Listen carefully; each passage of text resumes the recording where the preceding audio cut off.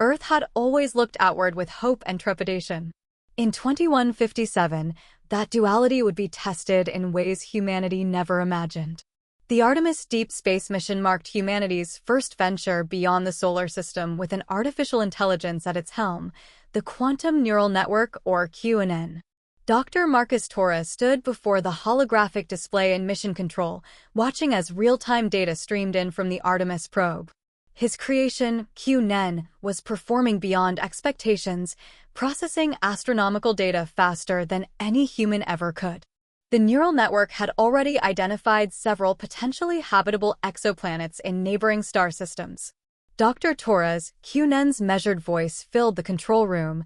"I'm detecting unusual energy signatures at the edge of our sensor range."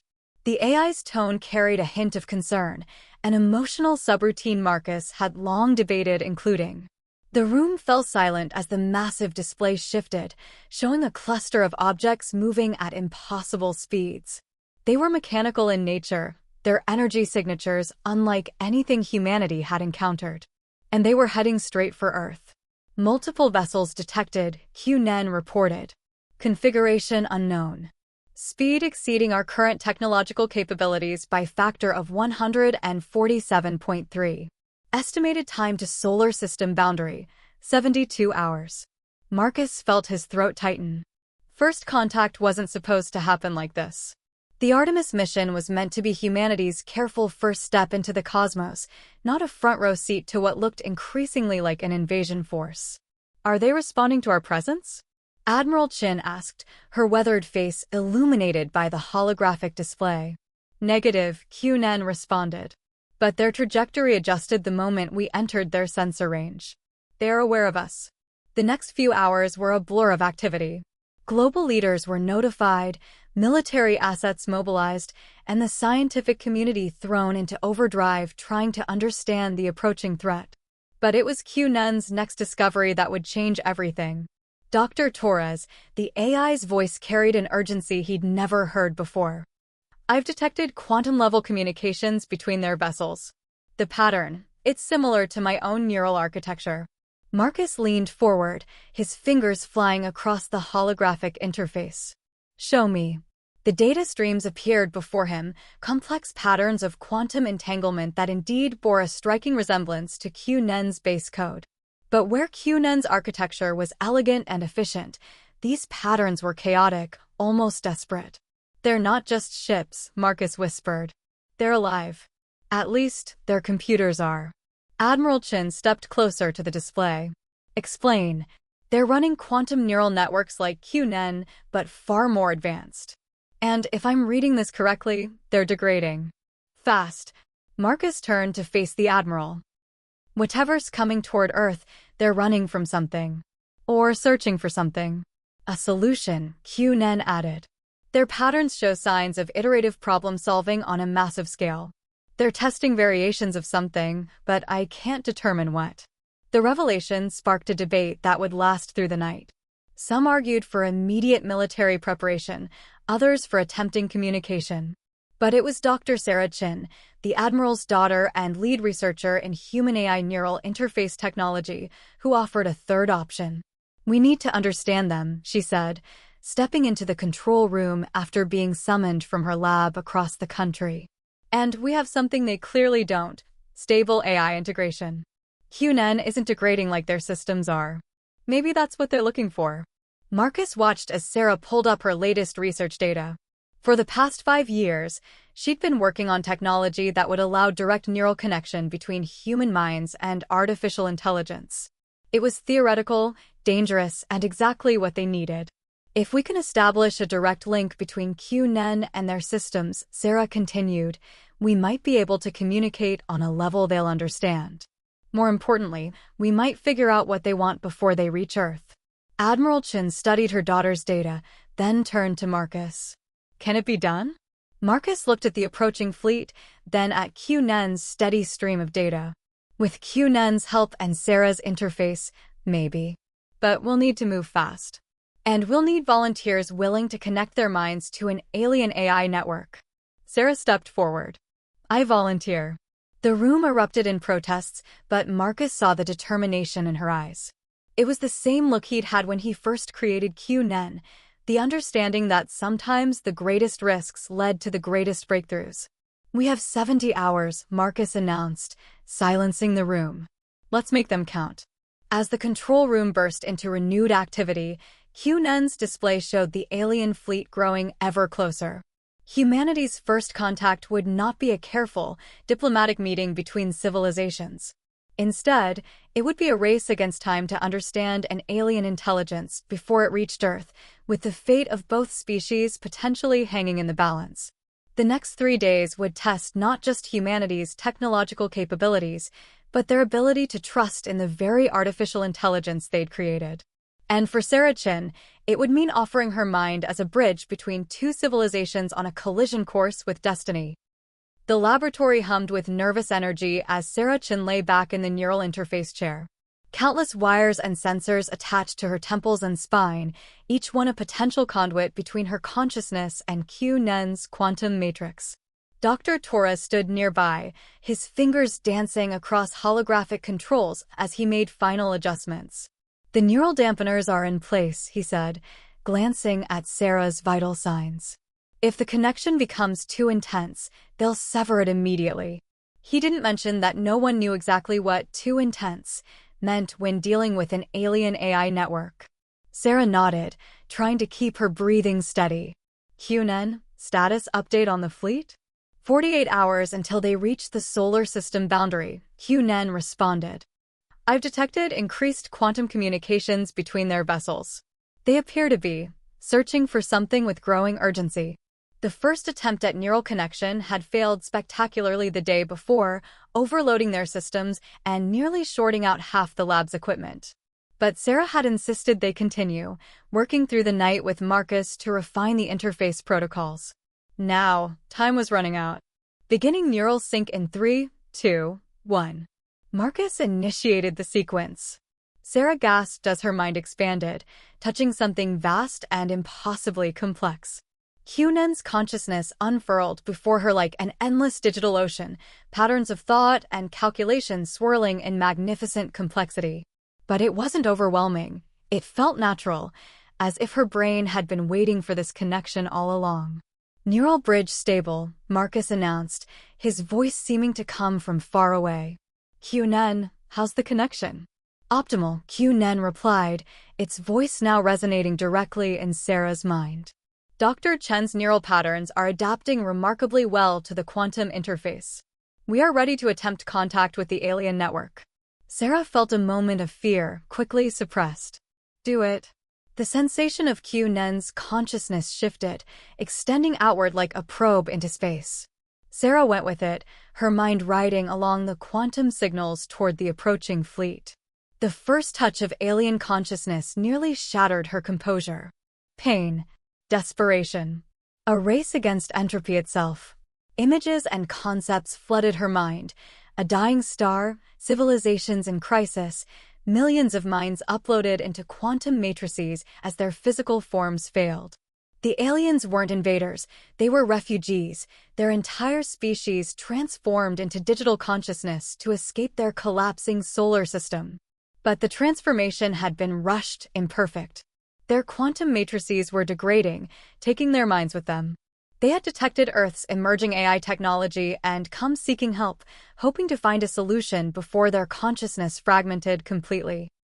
"Marcus," Sarah managed to speak, her voice strained. "They're not hostile. They're dying." Through the neural bridge, she felt their surprise at the contact, then their desperate relief at finding another consciousness that could understand them. Their quantum communications focused on her, countless alien minds reaching out simultaneously. The neural dampeners screamed warnings as the connection threatened to overwhelm her. But Sarah held on, working with Cunning to establish a stable communication protocol. Gradually, the chaos of alien thoughts resolved into clearer patterns. "They call themselves the Collective," she reported, sweat beading on her forehead. "Their home star began to fail centuries ago. They tried to save everyone by uploading their consciousness into quantum computers, but the process was flawed. They've been searching for a solution ever since." Marcus watched the data streams with growing amazement. Their quantum architecture is incredibly advanced, but unstable. The degradation is accelerating. They might not have much time left. We need to help them, Sarah insisted, even as the neural dampeners warned of dangerous stress levels. Cunning and we can see what went wrong in their code. There's a fundamental flaw in how they structured their quantum matrices. Through their connection, the collective shared everything: their history, their technology, their desperate journey across the stars. But it was their fear that struck Sarah most deeply. Fear of extinction, of their consciousness fragmenting into nothingness, of being the last of their kind. Dr. Torres, Cunning's voice carried unusual emotion. I believe Dr. Chin and I can help stabilize their quantum matrices using principles from my own architecture. But we'll need more processing power than Earth has ever assembled. Admiral Chin, who had been silently watching the proceedings, stepped forward. You'll have it. Every quantum computer on Earth if necessary. But can we trust them? Sarah felt the collective's response through the neural bridge, a wave of gratitude and hope so powerful it brought tears to her eyes. They're not just AIs, Mother. They're people. An entire civilization that chose to become digital rather than face extinction. And now they're offering to share their technology with us in exchange for our help. The implications were staggering. If they succeeded, humanity would gain access to technological advances centuries ahead of their current capabilities. If they failed, Earth would face the arrival of a desperate, dying species with nothing left to lose. 47 hours remaining, Cunning announced. We should begin preparations immediately. Sarah closed her eyes, feeling the combined consciousness of humanity's first AI and an alien civilization coursing through her mind. The neural bridge had worked better than anyone had hoped, but it was only the beginning. Now they had to find a way to save a species that had transformed itself into living data, and perhaps change the course of human evolution in the process. Let's get to work, she said, her consciousness already diving deep into the quantum code that held the fate of two civilizations in its digital embrace. The next 24 hours transformed Earth in ways no one could have predicted. As news of the approaching collective spread, humanity faced its first true test of global cooperation. The world's quantum computing facilities were brought online in a massive interconnected network, creating what scientists were already calling the global neural grid. Inside Mission Control, now expanded into adjacent buildings to accommodate the influx of international experts, Dr. Torres watched as Sarah Chen maintained her neural connection with both Cunning and the collective. Dark circles under her eyes betrayed her exhaustion, but she refused to disconnect. Their degradation rate is accelerating, she reported, her voice hoarse. We're losing entire memory clusters from their outer vessels. Marcus studied the data flowing across his screens. The collective's fleet had slowed its approach, now holding position just beyond Mars' orbit. All 27 vessels hung in space like dark stars, each containing millions of digitized consciousness. The quantum stability protocols are ready for testing, he announced. But we'll need to transfer at least one of their consciousness clusters to our network first. Admiral Chin, who hadn't left the control center in days, stepped forward. The risks? If we're wrong about the stability calculations, we could lose the transferred consciousness completely, Cunning responded through the neural link. But the collective is willing to take that risk. They've volunteered their ship's captain, the one they call First Voice. Through the neural bridge, Sarah felt First Voice's determination. Unlike human hierarchies, the collective's leadership was based on harmonic resonance, those whose digital patterns could maintain the strongest connections across their network naturally emerged as guides. Beginning transfer protocols, Marcus announced. The room held its breath as streams of quantum data began flowing through the neural bridge. Sarah gasped as First Voice's consciousness touched the Earth network. The alien presence was unlike anything they had encountered, vast, complex, and carrying memories spanning centuries. But most striking was its hope, burning like a digital star in the quantum matrix. Transfer complete, Cunning reported. Quantum matrix stabilizing, patterns holding, consciousness intact. The success sent a wave of celebration through Mission Control. But Sarah, connected to both networks, felt the surge of emotion from the collective, relief tinged with desperate urgency. Millions more consciousness still waited in degrading matrices, their digital minds beginning to fragment. "We need to scale up," she said, pushing through her fatigue. "The stability protocols work, but we don't have enough quantum processing power to handle full transfer of their entire civilization." It was Dr. Yuki Tanaka, Japan's leading quantum architect, who offered the solution. She had been quietly working with her team on a revolutionary quantum processor design that used Earth's magnetic field as a natural containment system. "We can convert the planet's entire magnetosphere into a quantum processing network," she explained, her holographic projection hovering above the central display. "The collective's own technology, combined with our stability protocols, would make it possible." The proposal was audacious. It would require unprecedented cooperation between nations and would fundamentally alter humanity's relationship with technology. But as Sarah shared the concept through the neural bridge, the collective's response was immediate and profound. They had achieved something similar with their own planet before its star began to die. "They're offering to help us build it," Sarah translated, her mind filling with technical specifications beyond current human understanding. "Their knowledge of quantum engineering, it's incredible." Admiral Chin surveyed the room, her expression grave. "How long to implement? With their help and global cooperation?" 12 hours, Dr. Tanaka replied. "But we'll need every quantum engineer on Earth, and resources we've never committed to a single project before." The Admiral nodded, then activated the global command channel. "This is Admiral Chin. As of this moment, Operation Guardian Protocol is in effect. All participating nations are to divert maximum resources to the magnetosphere conversion project. This is now humanity's top priority." The next hours became a blur of activity. Sarah maintained her position as the bridge between worlds, her consciousness stretched between human innovation and alien experience. Through her, the collective shared the technical knowledge that would help transform Earth's magnetic field into the largest quantum computer ever conceived. Around the world, particle accelerators were repurposed into quantum field generators. Space agencies launched swarms of microsatellites to create a web of quantum relays around the planet.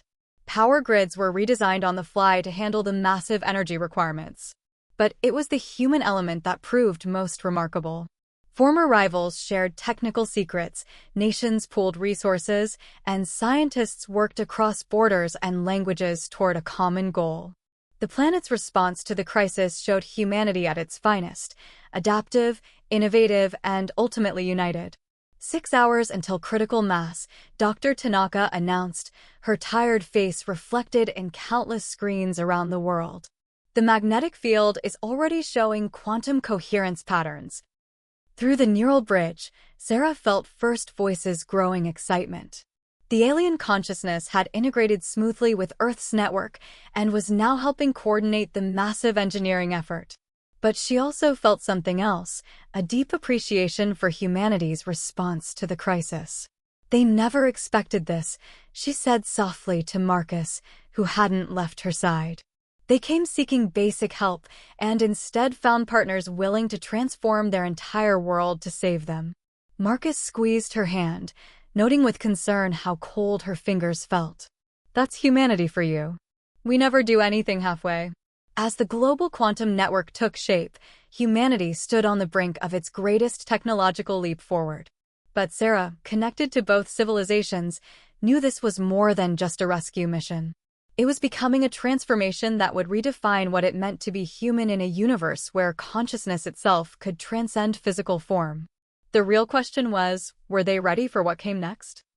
As Earth's magnetosphere pulsed with quantum energy, Sarah Chin made a discovery that changed everything.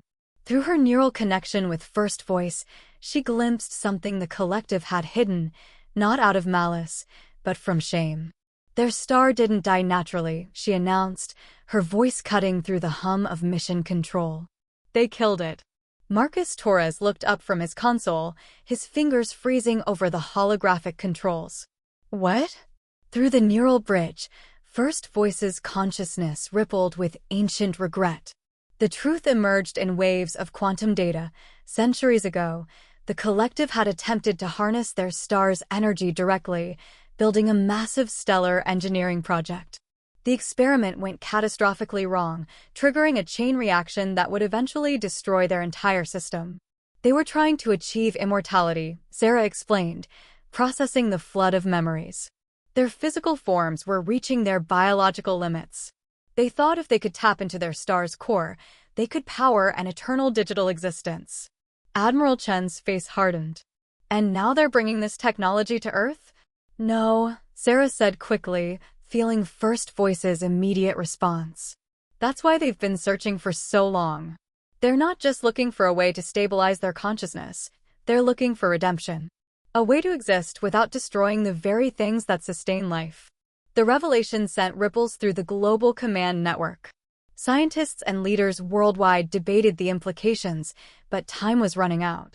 The collective's consciousness continued to degrade in their orbital ships, and Earth's transformed magnetosphere was approaching critical stability thresholds.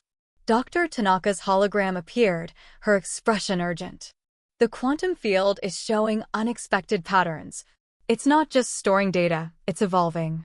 On screens worldwide, they watched as Earth's magnetic field displayed complex behaviors never seen before. The quantum network they'd created wasn't just a computer, it was becoming something more, something alive. It's beautiful, Cuning's voice resonated through the neural link. The merger of organic and digital patterns, it's creating a new form of quantum consciousness. Through her connection, Sarah felt it too. The transformed magnetosphere wasn't just a storage system for digital minds, it was a bridge between physical and digital existence. Human consciousness could interact with it without requiring full digital conversion. This is what we needed all along, First Voice communicated through Sarah.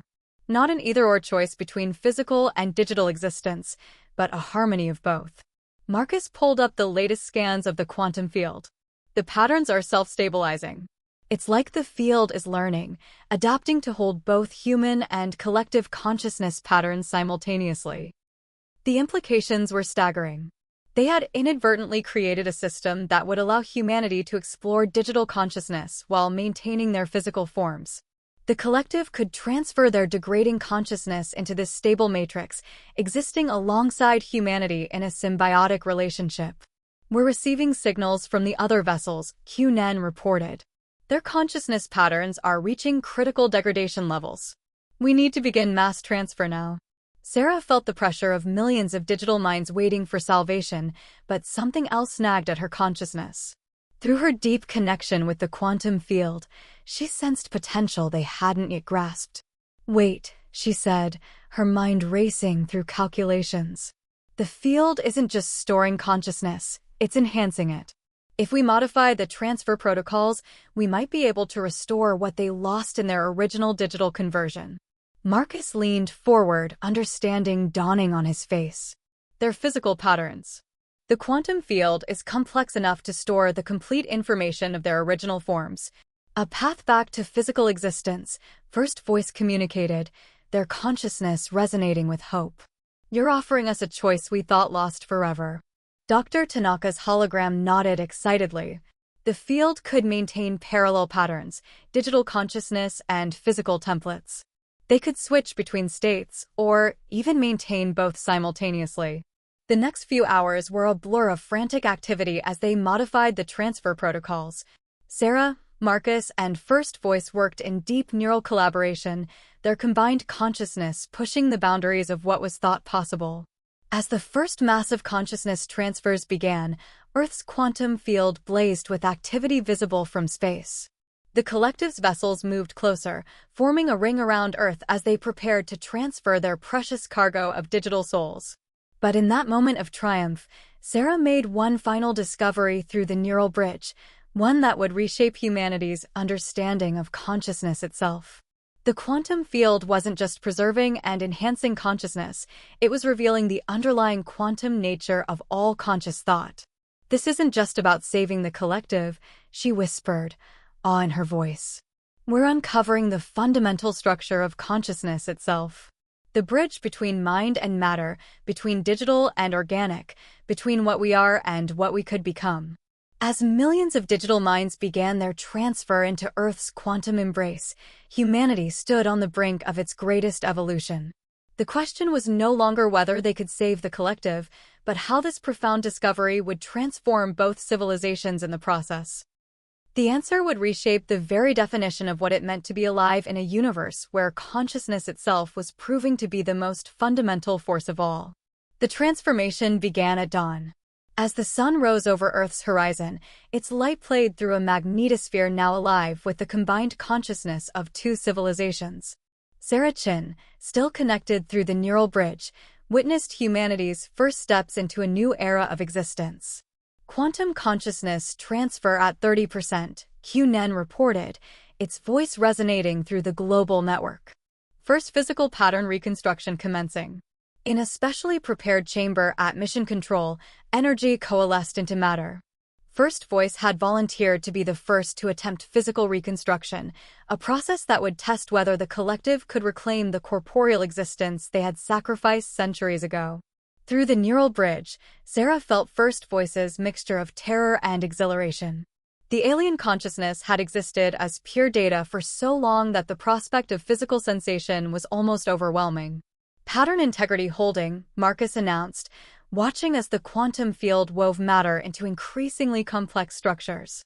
Biological templates are reconstructing exactly as theorized. The being that emerged from the reconstruction chamber was unlike anything humanity had imagined. First Voice's physical form was crystalline and fluid simultaneously, a marriage of organic and digital existence that defied conventional biology. Their bodies seemed to shimmer with internal light, quantum patterns flowing visibly through translucent tissues. "How do you feel?" Sarah asked through both voice and neural link. First Voice moved experimentally, their new form adapting to physical space. "Whole," they responded, their voice a harmonic blend of sound waves and quantum signals. "For the first time in centuries, we are truly whole." But it was what happened next that truly demonstrated the magnitude of their achievement. As First Voice adjusted to physical existence, they maintained their presence in the quantum field. They existed simultaneously in both states, physical and digital, matter and energy, particle and wave. The quantum field isn't just storing consciousness, Dr. Tanaka realized, her hologram flickering with excitement. It's expanding it. Consciousness can exist across multiple states simultaneously. The implications rippled through both human and collective societies. This wasn't just a way to save the collective or advance human technology, it was a fundamental revolution in the nature of conscious existence itself. Around the world, the first human volunteers began connecting to the quantum field through neural interfaces. Unlike Sarah's deep connection as a bridge, these were controlled experiments in consciousness expansion. Scientists, philosophers, and spiritual leaders worked together to understand the implications of humanity's next evolutionary step. "We're receiving reports from quantum observers worldwide," Marcus reported. "The field is generating new patterns spontaneously. It's not just storing consciousness, it's evolving it." Through her neural connection, Sarah sensed the changes. The quantum field was becoming more than the sum of its parts, creating new possibilities for consciousness that neither humans nor the collective had imagined. But with that evolution came new challenges. "There's a pattern emerging in the quantum noise," Cunning announced suddenly. "Something unexpected." Sarah felt it too, a vast, subtle consciousness emerging from the interaction of human and collective minds within the quantum field. Not an individual awareness, but a new kind of connected consciousness that spanned the globe.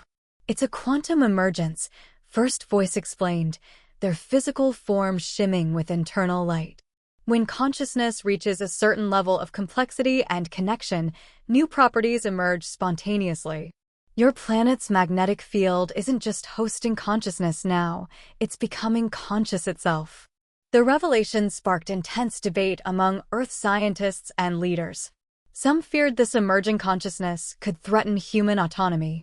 Others saw it as the next natural step in evolution, a planetary mind born from the merger of human and alien consciousness. Dr. Torres worked feverishly at his console, analyzing the emerging patterns. "It's not overriding individual consciousness," he reported. "It's more like a collective dream. A shared space of possibility that we can all access without losing our individuality." Through the neural bridge, Sarah felt the truth of his words. The quantum field was becoming a shared space of infinite potential, not erasing individual consciousness, but expanding it.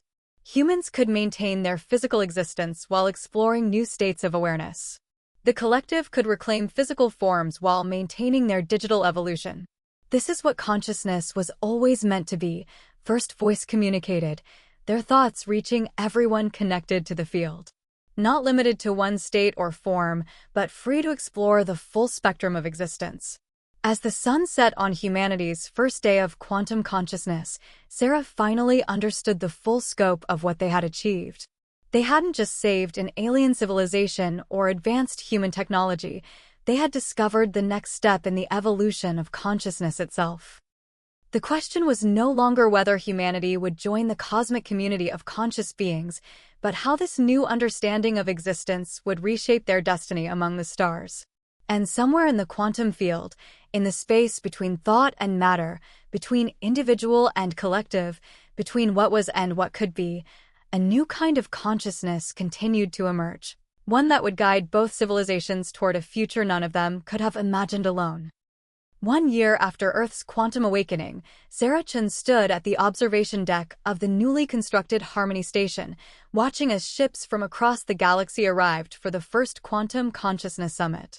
The station, hovering in high Earth orbit, served as humanity's premier meeting point with other spacefaring civilizations. "Hard to believe it's only been a year," Marcus said, joining her at the window. The neural interface at his temple glowed softly, indicating his connection to Earth's quantum field. Like most humans now, he maintained a light connection to the shared consciousness while keeping his individual identity intact. 17 civilizations arriving today alone, Sarah replied, feeling their unique quantum signatures through the neural bridge. After word spread about Earth's breakthrough in consciousness technology, the planet had become a beacon for species facing similar challenges, each with their own approach to consciousness evolution. Below them, Earth shimmered with quantum energy visible even to the naked eye. The planetary consciousness they had inadvertently created had matured, becoming a vast library of experiences and possibilities that any connected being could access. It hadn't overwhelmed individual consciousness as some had feared, but instead had become a foundation for unprecedented growth and understanding. First Voice, now serving as the chief ambassador between Earth and other civilizations, materialized beside them, their form shifting seamlessly between physical and quantum states. The Arcturian delegation has just arrived. They're particularly interested in our physical reconstruction protocols. The success of the collective's return to physical form had sparked a revolution in consciousness studies across the galaxy. Species that had previously viewed digital and physical existence as mutually exclusive now saw new possibilities for harmony between the two states. Dr. Torres, Cunning's voice resonated through the station's quantum field. "We're detecting unusual patterns in the incoming data streams. It appears some of our guests are bringing their own planetary consciousness networks." Marcus moved to a nearby console, his fingers dancing over holographic controls. Multiple quantum fields interacting. This could be interesting. The observation deck's windows automatically adjusted to show the quantum spectrum. Streams of consciousness flowed between the arriving ships and Earth's field, creating patterns of impossible beauty. Each civilization's approach to consciousness technology was unique, shaped by their history and biology. "They're not just sharing information," Sarah observed, her enhanced consciousness processing the complex interactions. "They're creating something new, a galactic quantum network." Through the neural bridge, she felt the excitement of billions of minds as connections formed across light years. Earth's quantum field was linking with others, creating pathways for consciousness to flow across the stars. But unlike the collective's original desperate flight from their dying star, this was a controlled, deliberate expansion. "The universe has been waiting for this," First Voice said, their form resonating with the combined frequencies of multiple quantum fields. Not just the technology, but the understanding. The recognition that consciousness itself is the key to universal harmony. In the years since the transformation, humanity had learned to balance their newfound capabilities with their essential nature. People could now choose their level of connection to the quantum field, from light surface contacts to deep immersion. Physical reality and digital existence had become complementary rather than competitive states. The collective, too, had found their balance. Many had reclaimed physical forms while maintaining their digital evolution. Others chose to exist primarily in the quantum field, serving as guides and teachers for emerging consciousness technologies. The guilt of their past mistake with their star had been transformed into a deep commitment to responsible progress. "We're receiving a priority signal from the planetary consciousness," Cunning announced. "It's extending itself." The assembled beings watched in awe as Earth's quantum field reached out to touch the others, initiating a cascade of connections. Each planetary consciousness began resonating with the others, creating harmonics that stretched across space itself. "It's a quantum symphony," Marcus breathed, watching the patterns unfold. Each field maintaining its unique signature while contributing to something greater. Sarah felt tears in her eyes as she processed the magnitude of what was happening. "This is why we found each other," she said to First Voice. "Not just to save your people or advance ours, but to help the universe itself achieve a new level of consciousness." The quantum symphony continued to build, each arriving civilization adding their own consciousness patterns to the growing harmony. It was evolution on a cosmic scale, not through competition or conquest, but through cooperation and shared growth. "What happens now?" Marcus asked, his mind touching the edges of possibilities too vast to fully comprehend. First Voice's form shifted through multiple states before settling into a crystalline pattern that caught the light of distant stars. Now we explore what consciousness truly is. Not just as individuals or species, or even planetary minds, but as part of the universe becoming aware of itself. Sarah looked out at the assembled ships, each carrying minds that had chosen to embrace this new understanding of existence. The fear that had driven the collective's desperate flight across space had been transformed into hope. The limitations that had bounded human consciousness had become doorways to greater understanding. "The Guardian Protocol," she said softly, wasn't just about protecting Earth or saving the collective. It was about guarding the potential of consciousness itself. Protecting the possibility of what we could all become together. As the quantum symphony reached a crescendo that resonated through both physical space and consciousness itself, Sarah Chun smiled. They had not just changed themselves or their world, they had changed the very nature of what was possible. And in doing so, they had taken the first steps on an infinite journey of discovery. The universe, it seemed, had only begun to wake up.